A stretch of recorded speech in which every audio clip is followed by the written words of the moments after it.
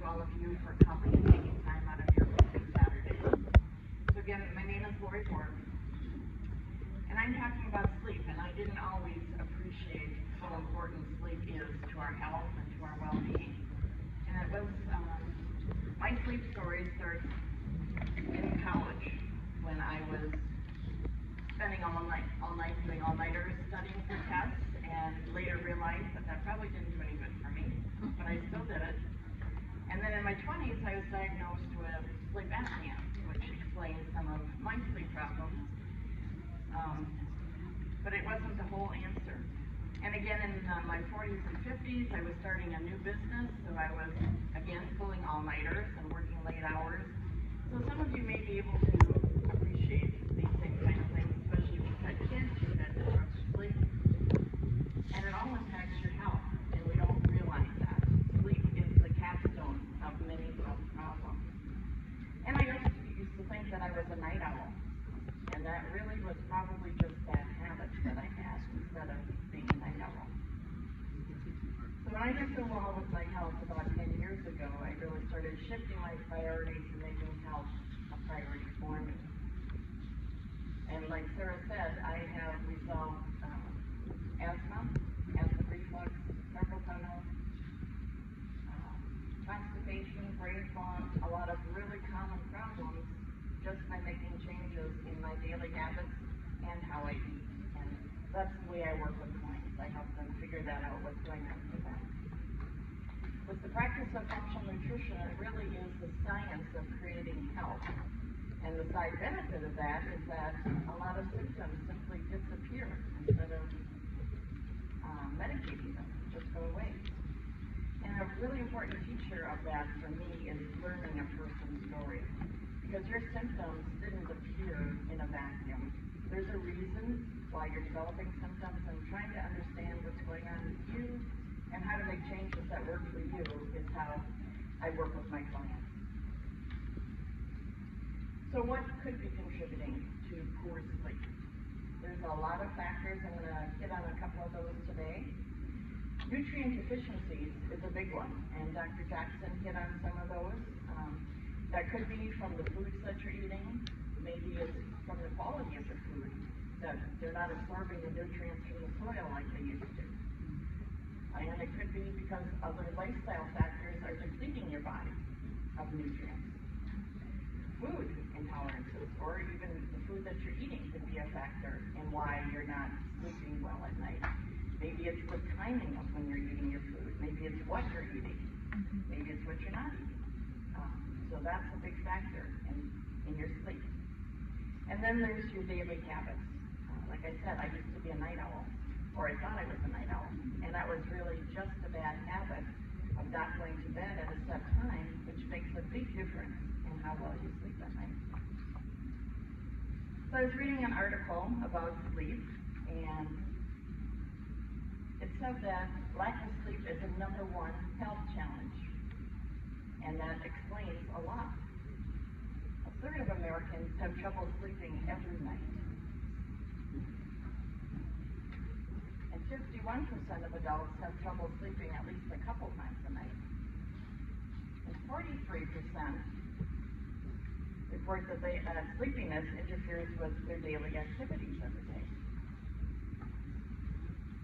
So when you think about it, a lot of us are running around full steam for 16 hours a day like a chicken with our head cut off, and then we hit the pillow and expect that we're going to fall asleep immediately. That doesn't work.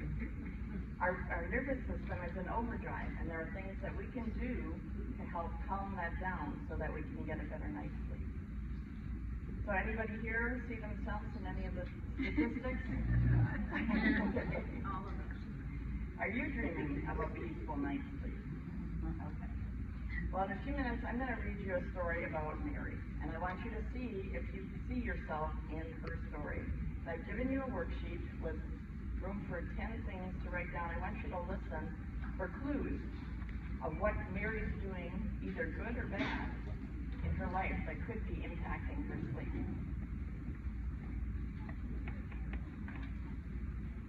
And I know that I've seen myself in Mary's story over the time, and you might see yourself in there too. So sit back and start taking taking some notes as we listen to Mary's story.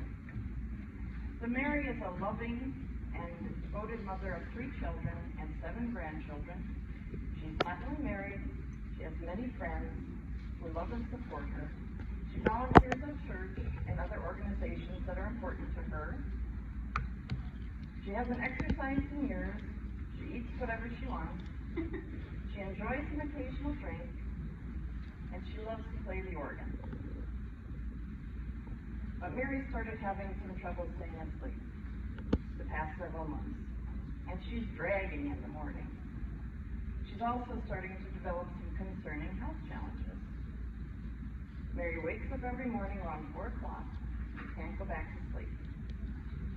After attempting for a couple of hours, she decides to pick up her cell phone and see what's going on Facebook. So finally, around 6 o'clock, she drags her weary body out of bed and gets the coffee started. This is going to be a 2 or 3 cup day for her. While drinking her coffee and enjoying a couple of donuts, Mary is ready to begin her day. Come on, why donuts? Her first stop today is a doctor's appointment where she received some unexpected bad news. She's gained about 20 pounds, her blood sugar is elevated, and her blood pressure is starting to tick up since the last visit. Mary's upset with these health developments. She knows she needs to make some changes in her nutrition and lifestyle, but she doesn't know where to begin. Her doctor hasn't given her any clear direction on how she can effectively lose weight, balance her blood sugar, and lower her blood pressure. Maybe the latest diet craze will be the answer for her this time, even though none of them have worked in the past. She'll check out the bookstore, maybe do some online searching later tonight. But that's going to have to wait. Mary is excited to meet a good friend for lunch. It's been too long since they've seen each other. This precious time together might be just what the doctor ordered. And maybe some comfort food will be good for her. She's got some cravings. Maybe a gooey, thick slice of pizza is just what she needs to calm her nerves. And maybe she'll have a side salad with a few veggies to give a nod. Try to eat a little bit better. And don't forget that glass of cola she's going to have to wash her teeth down. But she's going to make a Diet Coke soda because, a girl's got to save calories somewhere, right? Mary's friend Kathy chooses a luncheon salad with grilled salmon, lots of veggies, and dressing of oil and vinegar. Kathy is looking great since last time Mary saw her. She's lost weight, her skin is glowing, and she's got boundless energy. Mary, on the other hand, is dragging, and it's only 1 o'clock. After lunch, Mary visits her grandchildren. Boy, are they a bundle of energy. She's exhausted just watching them play and doesn't really have the energy to keep up with them. She wishes she could get on the floor with them, but her knees are hurting. So she's so tired and she doesn't really enjoy this time together. By 3 o'clock, Mary's craving sugar and chooses a Snickers bar to help fuel her until supper. And then another can of cola. That should help her stay awake until bedtime. It's been an exhausting day for Mary. She's not really in the mood for going home and making dinner, so she stops at the local Italian restaurant to pick up dinner for herself and her husband. And she walks in the restaurant and, the smell of freshly baked bread wafting in the air. Just that comforts her alone. And then she picks up some lasagna and fettuccine alfredo, just what she needs to calm her nerves. And why not have a little vino with supper? That might help her fall asleep today. So Mary's starting to crash by 8 o'clock. But instead of getting ready for bed, she decides to do a little Netflix binge watching of Game of Thrones. Before she knows it, it's midnight, and she's not even ready for bed yet. Mary drags herself to bed, and although she's exhausted, she can't fall asleep. After tossing and turning for an hour, Mary Mary finally falls asleep, but she wakes up several times during the night. Although she's able to fall asleep, she can't sleep peacefully.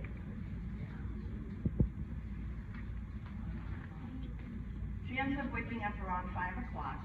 Her sleep wasn't restful, although she did sleep a little bit later. And she thinks back to her lunch with Kathy and remembers how good she looks.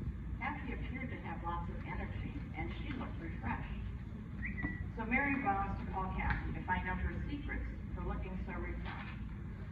She decides she can't continue to live like this.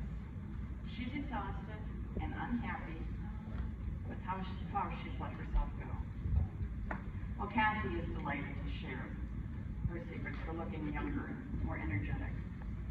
She tells Mary that she's been working with a functional nutrition practitioner who's helping her to uncover the foods that work best for her body. And she found out that by removing some of the foods that no longer serve her, Kathy's energy is remarkable. And she also shares a few of the lifestyle tips that have made a big difference for better quality sleep and increased vitality. She told Mary it took some detective work to try to figure things out for her, but with Laurie's support and the education that she provided and guidance, she started losing weight without even trying. And Laurie helped her understand how important sleep is for all aspects of her health, including her energy, blood pressure, balancing blood sugar, and even weight loss. It was hard for Mary to believe. How can sleep be so important for so many aspects of health? And is it true that she doesn't need to use caffeine to drag herself through her days?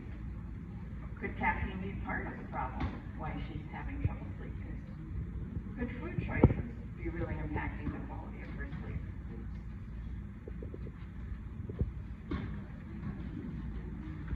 Could going to bed by 10 o'clock really make such a difference in falling asleep and staying asleep through the night?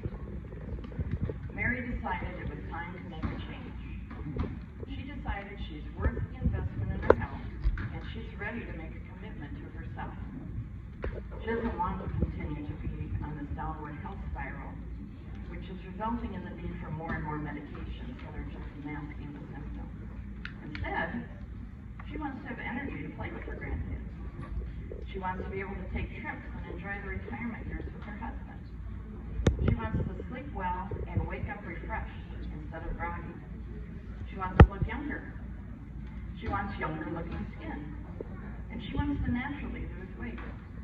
So, how many of you got 10 items? I got 30. All right, good for you. You were really paying attention. So what did you guys pick up on? Kathy's got some issues. Mary has issues. Kathy's better. She's got too much going on. Okay. Yeah? Anything else? Watching Too much TV sugar. too close to bedtime. Yeah? Yeah. Great. Not Yeah. enough exercise. Yeah, that's an important one. Gluten. Yeah. She needs a new doctor. Probably. All right, so you probably all know, if you've had any kids, how important sleep is for moods. Well, we're just big kids, so sleep plays a big role in our mood. You find yourself that when you don't get enough sleep, you have a short fuse, you're testy or irritable, or maybe you're emotionally reactive. You find yourself snapping at people or picking fights with your spouse or picking fights with your kids. Maybe you have become a negative person. Maybe you have negative thoughts throughout the day or have a lot of anxiety or even depression. What about weight gain? Has that been an issue for anybody? Sleep is a huge factor for that. Do you think you're looking older than you should look? There's surprising how sleep impacts how you look and how your skin ages. And then there's problems with blood sugar imbalances. And we'll talk a little bit about that later. Maybe you're becoming a distracted driver. And that could be causing problems not only for you, but other people. So aside from mood, sleep deprivation also impacts many of your hormones. And one of the big ones that's impacted is testosterone, which is important for men and for women. We both need that. And 70% of that testosterone is produced while we're sleeping. So if you're not sleeping, you might be having problem in the romance department. And it's also linked, low testosterone is linked to erectile dysfunction and a low sex drive. So maybe if you improve the quality of your sleep, little blue pills wouldn't be so important for many people. Another really important hormone that is affected by sleep is HGH, and that stands for human growth hormone. And that's an amazing anti-aging hormone. It turns your fat into fuel, so that's one reason why sleep is important for metabolism. It also increases muscle mass, and that's important for exercising and for bone strength. And it also improves bone density. So if you have issues with osteoporosis, maybe lack of sleep is one of the problems that you can deal with. 70% of HGH is produced when you're sleeping. So if you're not sleeping well, you're missing out on the amazing properties that this hormone can give you. What about sleep and skin? Have you ever made a connection of how important it is for how your skin looks? Yeah. So sleep deprivation actually affects collagen production, and collagen is like the backbone and the structure of the skin. So if you're not producing collagen, your skin is going to be sallow and start sagging, and you're going to have a lot more wrinkles. And a really big one is insulin.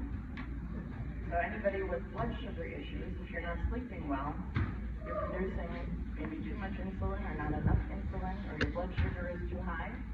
And insulin is kind of like the lock and key. When insulin goes into the cell, it opens it up so that the blood sugar can get in there and produce the energy that you need. So that could be affecting your energy levels too. So how many of you are kind of going like this throughout the day with feeling ups and downs? It's probably blood sugar that's out of balance. And sleep is a big factor for that. It's been documented that even one night of bad sleep can elevate your blood sugar. So that's a big deal. What about cravings?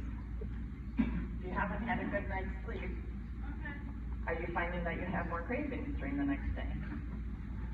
And what are you craving? Is it vegetables? You're going to hit the curves bad. So there again, your roller coaster is going up and down all day, and then you're wondering why you can't sleep at night. And the other factor maybe you realize is when you're not getting a good night's sleep, are you more hungry the next day? And again, what are you hungry for? Are you running to the vegetables and the fruit? Protein? Nope, you're running for the cookies and the donuts. And your roller coaster is going to go on another ride. And you're not going to be sleeping very well. So there are several hindrances to quality sleep. Anybody guess what they might be? How about caffeine? It's the most abused drug. Caffeine is found in coffee, tea, cola, chocolate, energy drinks. So drinking and eating a lot of that throughout the day could be impacting your sleep at night. And what about alcohol? Anybody take a drink to get to sleep and think it helps? It's actually hindering your sleep. It disrupts the natural sleep cycles throughout the night. You might fall asleep a little bit more quickly, but you're not going to be sleeping well. And an interesting thing is you actually build a tolerance to alcohol if you're using that to go to sleep. So if you, in the past, were able to drink one glass, maybe of wine or whatever, and that helped you sleep, the longer you continue doing that, the more alcohol it's going to take to have the same effect. And alcohol also reduces your REM sleep, which is the sleep where memory storage takes place. So you've got an awful lot of Alzheimer's and dementia going on. Could alcohol be playing a part in that? Something to think about. And ladies, I've got some bad news for you. You are more affected by alcohol than men. So do take that into consideration as you think about what's going on at night. Another hindrance could be food. And we talked briefly about that. You might have food intolerances to things that you've eaten your whole life. And you don't even know it. You don't know it's making you sick because you've been eating it for so long. but that could be affecting your sleep at night. Or maybe you're eating so many carbs that your blood sugar again is on that roller coaster all day long, which is going to affect your sleep at night. Or maybe there's additives that you're reacting to. So there's a lot of things, a lot of pieces of the puzzle to put together to figure out what could be contributing to your poor sleep. Movement is a big deal. And I certainly want you to exercise, but that again could be, are you exercising too close to bedtime? Maybe you're doing too much close to bed and your body temperature is being elevated, and that makes it hard for you to go to sleep. Or maybe your cortisols are elevated because you're doing strenuous exercise at night. A better thing to do would be to do your strenuous exercise in the morning so that it has time to wear off during the day, and keep gentle exercise at night. Like we're practicing some Tai Chi, that will work for that, or a walk around the block after dinner would be great to level your blood sugar before bed. And then one that's not often talked about is the amount of blue light we get at night. If you think about it, before the invention of the light bulb, people were using fire and candles to see at night. And they were going to bed at sunset and waking up at sunrise. And the light in fire and candles is a red and yellow light. So that allows for the promotion of melatonin to come up and cortisol to go down. Well, now we've got light 24/7. So you're watching TV, you're watching your cell phones, your laptop. That's all blue light. And when that light enters your eye, it tells your brain that it's still daylight. So you're not going to start relaxing and settling down at night if you're getting all of this blue light. So one strategy is to shut those devices off by about 8 o'clock. And you can even do things that have orange and yellow light bulbs. So if you want to read at night, go in your bedroom and have those light bulbs in there and read to a low light.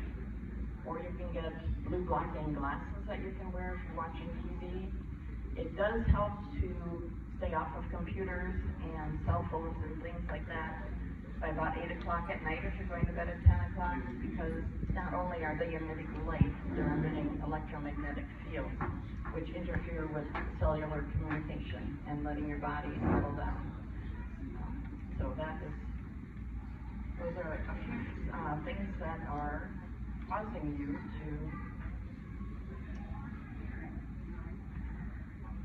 could be causing you to have problems with sleeping. So Sarah said that I was going to be giving you 5 strategies for better sleep. I've actually come up with 9. You get 4 bonus ones. And the acronym that I'm doing for that is Sleep Well, which is on the bottom of your sheet. But before you start working on that, I think it'd be really helpful when you go home today, just take out a sheet of paper or a small notebook and take about 3 minutes, write down any symptom that you're having. And it doesn't have to be sleep related. Maybe you have trouble falling asleep, maybe you can't sleep through the night, maybe you always wake up at 4 o'clock, maybe you have pain that's keeping you awake, or you have asthma, or you have acid reflux, arthritis. Any symptom that you have, just make a list of them all, and then rate them on a scale of 1 to 100. 1 is that it's not bothering you very much, and 100 is it's a big problem for you, so anywhere in between. And then after the 9-day challenge, go back to that list and re-rate your symptoms and see if you've noticed any changes in that. Oh, it might take more than 9 days for you to notice some things. That's a pretty short period of time if you've been having bad sleep habits your whole life. And it might take some trial and error to figure some things out for yourself. But go back to that list in 30 days, 60 days, and just see if even the simple act of improving your sleep makes a difference in some of the symptoms that you're experiencing. And remember to give yourself some grace. It might be hard to do some of these things. And if you fall off the wagon, just get on the next day instead of saying, oh, that didn't work. And the other thing to remember is these 9 steps kind of build upon each other. So I want you to do step 1 on the first day. On the second day, do step 1 and step 2. On the third day, do 1, 2, and 3, and just keep building. You're not eliminating any of them along the way, you're just adding onto it. And And then again, as I said, you might need to do more than 9 days to see great improvements, especially if it's been a problem for you for a long time. So the S in the sleep well is to set a bedtime between 10 and 10:30. And the reason that's important is because your body has natural cycles that are going on throughout the day and especially at night.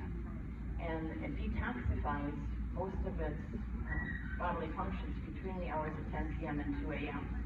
So if you're not sleeping during that time, if you're going to bed at 1 o'clock, you've lost 3 hours of detoxification for those organs. So it's important to do that. And that's where I had problems because, like I said, I thought I was a night owl and I was staying up late at night. So shifting that was a big deal for me. And I had to do it in a step-down process to work my way backwards. If I was staying up until midnight, I stepped back to 11:45 for a week and let my body adjust, and then I stepped back to 11:30. So over a period of time, you're doing that. So if that's an issue for you, it's going to take more than the 9 days to get that working for you, but it's worth it.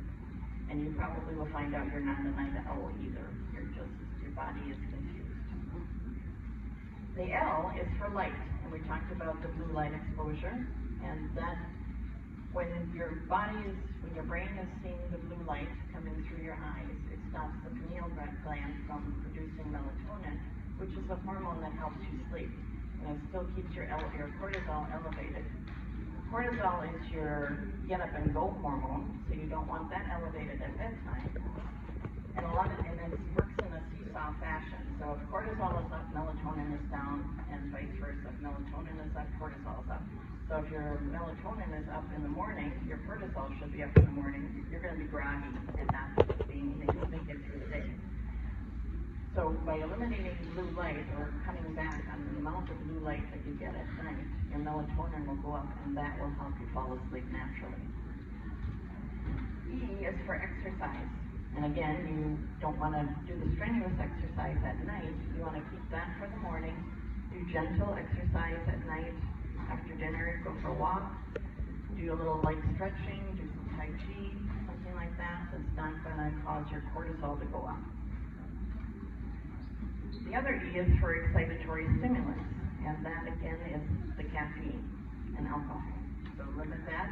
With caffeine, that has a half-life of 8 hours. So if you're going to enjoy caffeine, cut it off by 2 p.m. So if you're going to bed at 8 o'clock, it gives your body time to clear it out of your system before bedtime, so it's not interfering with your sleep. And then P is for eating a protein-rich breakfast. How many of us enjoy dessert for breakfast? For eating waffles and pancakes and donuts and muffins. Those things are all very high carb, and that's causing, again, the blood sugar roller coaster that you're experiencing, and that will affect your sleep at night. So by enjoying protein, good fats, and vegetables or fiber for breakfast, that's going to help stabilize your blood sugar for the entire day, and you'll make better food choices throughout the day as well. And then the bonus for well, a lot of people have trouble sleeping because they're worried about stuff. Their brain is racing, and maybe they're worried about something that happened last week, or something that happened today, or something that's going to happen next week. And it's like a monkey brain. You just can't settle down. So a simple thing to do is to start a worry journal. And you can do that either with a sheet of paper, or go to the dollar store and just pick up a dollar notebook and just write down everything that's worrying you before you go to bed. Because once it's out of your mind and you've written it down, your mind just naturally calms down and it takes it out of the picture. First, our E is for enjoying life. Again, if you're removing all of the blue light, that opens up some time to spend with family and friends, play games, get together, reminisce about the old days, and just hang out and have fun with people. L is for laughter. Laughter is not only great medicine, it jogs your belly. It's also good. It produces brain chemicals, the happy brain chemicals, and that will help you sleep. So again, get together with people, have fun, tell stories, funny stories, watch a funny movie, watch a comedian. Just get some laughter into your day and enjoy it. And the last L is for limiting alcohol. And alcohol, again, may put you to sleep, but it is not going to keep you asleep, and it's going to impact your REM sleep. So limit that to maybe 1 drink a day, and with dinner, you don't want to have it later than 8 o'clock, because again, alcohol has a half-life of 2 hours. So if you cut it off by 8 o'clock, it's going to be clearing out of your body by bedtime.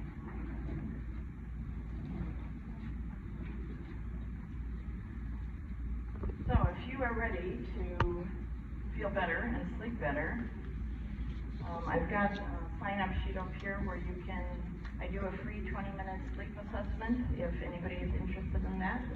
You can find some regular things for you to do that will help you. And I've also got a sleep assessment package, which is a short sleep questionnaire and then a 30-minute coaching session with me and a customized action form for you. So that normally is $49, but if you buy it today, it'll be $39. So anybody have any questions?